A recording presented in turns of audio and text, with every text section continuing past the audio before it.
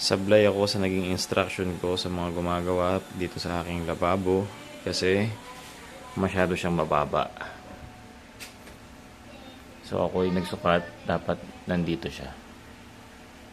So ganun talaga, sayang materyales, sayang ang pinambayad, pero ang gagawin ko ay ako na lang magbabasag niyan para naman medyo makatipid. So Jared, mong short ka ron. Look, damit.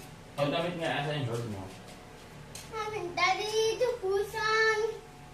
No short. Mag-short ka. Baka matalsikan ka dito.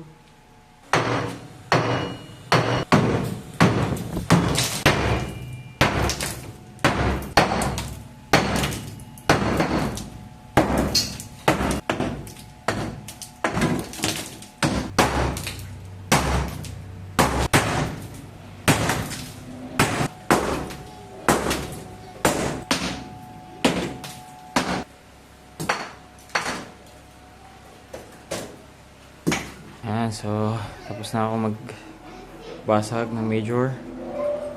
Ito na lang ay kailangan kong tiktikin dito. Ito mga to sobra kasi kailangan pumantay siya rito or pumasok pa paloob para yung forma na gagawin ko rito ay yakap na yakap para malinis ang gawa. Yan. So hindi ko na kailangan tiktikin kasi martilyo pa lang ay kinaya na dahil malambot lang. Ganyan. Makikita nyo lahat yan ay lahat ng nasa ibabaw na to yan ay mas malalim na kumpara mo dito sa baba kung saan tayo kukuha ng forma para pag umangat bubuhusan na lang natin. Ang pinakamahalaga at pinaka nakakatamad siguro na part para sa akin pagdating sa construction ay ang paglilinis. So, lilinisin ko muna lahat to bago ko grinderin tong mga to. At nang may reuse yung mga pwede pang may reuse